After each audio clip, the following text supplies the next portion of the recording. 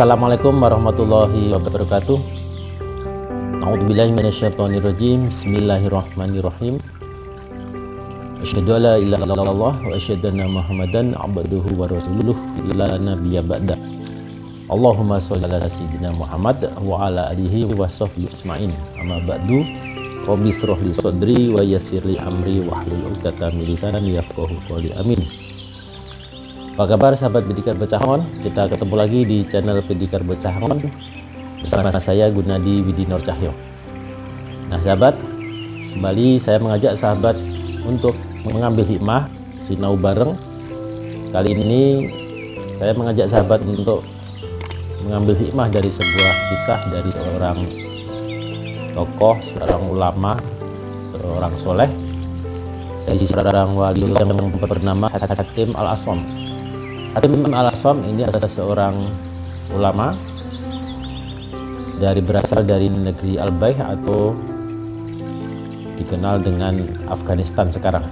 Sahabat Pendikar Bocahon, nama Al-Aswam di belakang nama Hatim ini bukan nama yang berasal dari ataupun bukan nama pemberian orang tua, tetapi adalah nama julukan yang artinya adalah tuli. Padahal sebenarnya Hatim Al-Aswam ini sama sekali tidak tuli. Lalu dari mana asalnya julukan tuli ini? Kenapa beliau tidak tuli tapi dijuluki si tuli ataupun Hatim yang tuli? Nah, menarik sahabat untuk kita bahas, dan kisah ini mengandung satu hikmah yang luar biasa untuk kita jadikan ibar sebagai pelajaran dan bisa kita contoh untuk membangun karakter diri kita. Nah sahabat, Alkisah ketika itu Hatim Al-Aswam sedang berada di majelis ilmu, sedang mengajar murid-muridnya, santri-santrinya. Tentu saja saat itu beliau belum dikenal sebagai Al-Aswam, ya katakan saja Imam Hatim. Nah ketika Imam Hatim ini mengajar, datang seorang wanita yang ingin bertanya tentang sesuatu. Nah ketika wanita ini berbicara kepada Imam Hatim, tiba-tiba wanita ini kentut. Nah suara kentutnya cukup keras yang pasti didengar oleh Imam Hatim yang berada di depannya. Nah seketika wanita ini merasa malu, mukanya merah. Bayangkan sahabat, seorang wanita yang sedang berbicara dengan seorang laki-laki, apalagi seorang guru, seorang orang soleh yang dihormati, kok tiba-tiba kentut, pasti malunya bukan main. Nah begitu juga wanita tersebut. Melihat perubahan wajah wanita tersebut, seketika Imam Hatim tidak tega, karena Imam Hatim pasti tahu wanita itu pasti merasa malu karena sudah kentut di depannya. Maka seketika itu juga Imam Hatim berpura-pura bahwa dia tidak mendengar perkataan wanita tersebut dan suruh untuk mengulangi. Ya, jadi beliau berkata kepada wanita tersebut, "Apa kata ibu tadi? Coba ibu ulangi perkataan ibu, kan saya tidak mendengar perkataan ibu tadi." Nah wanita tadi sejenak heran, ternyata dari tadi yang berbicara Imam Hatim tidak mendengar. Loh, berarti tadi guru tidak mendengar perkataan saya sama sekali? Ya, saya tidak mendengar perkataan ibu. Coba ibu ulangi dengan suara yang lebih keras ya, karena pendengaran saya agak terganggu. Nah dalam hati wanita tadi merasa agak lega. Ya begitu tahu bahwa Imam Hatim ternyata tidak mendengar kata-katanya, dia merasa aman. Berarti Imam Hatim tadi tidak mendengar suara kentutnya tadi. Aman, alhamdulillah. Itu mungkin suara hati ibu tadi, wanita tadi. Tentu saja ibu tadi tidak menyadari bahwa Imam Hatim sebenarnya hanya berpura-pura. Sehingga sesuai dengan permintaan Imam Hatim, ibu tadi atau wanita tadi mengulangi pertanyaannya, berbicara kepada Imam Hatim dengan suara yang lebih keras dan dengan perasaan yang tidak lagi merasa malu seperti tadi, karena dikiranya Imam Hatim tidak mendengar suara kentutnya. Nah, sahabat Pendekar Bocah Ngon, kisah sederhana ini mengandung makna yang luar biasa.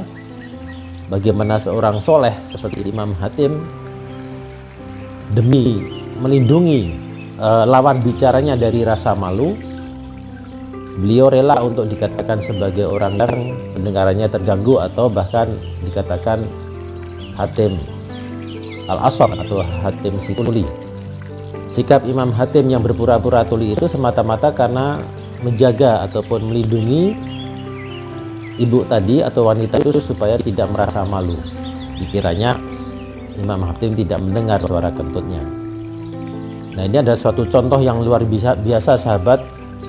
Kalau orang biasa seperti kita, berapa sering kita mungkin melihat orang kentut seperti itu, justru kita olok-olok, "Hei, kentut kamu ya?" Ya, bahkan mungkin kemudian dipermalukan.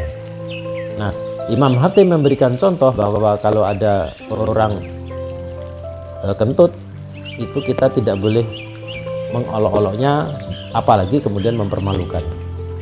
Justru Imam Hatim melindungi, yang menjaga supaya orang tersebut, wanita tersebut tidak merasa malu.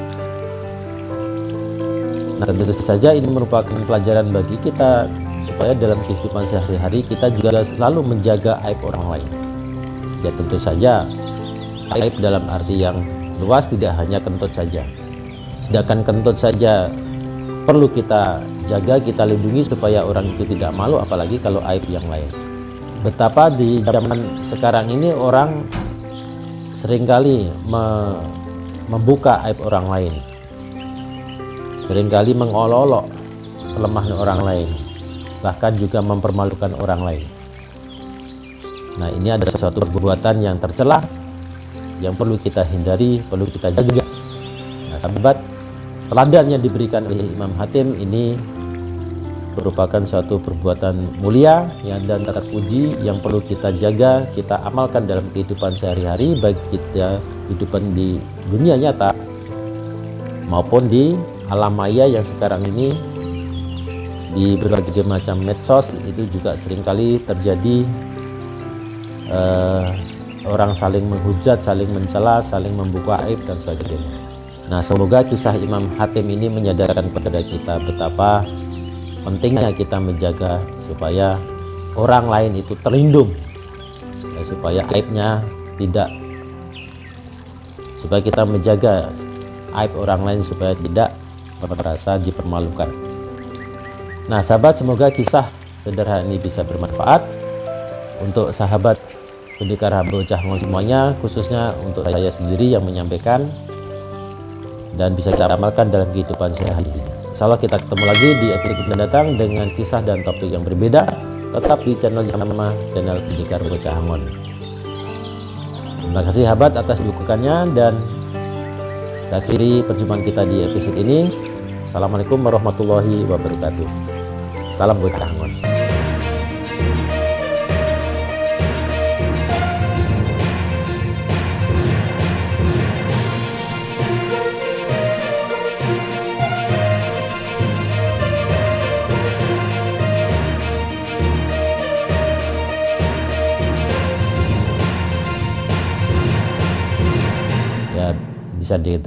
Bisa dikatakan seorang wali dor. Nah, sahabat, satu kisah. Kok so tahu kisah? Ulangi. Oh no. Nah, melihat perubahan wajah di wajah, ya perubahan wajah ya di wajah. Coba ibu ulang dengan suara yang keras, karena suara saya tidak, suara saya ini berarti Imam Athor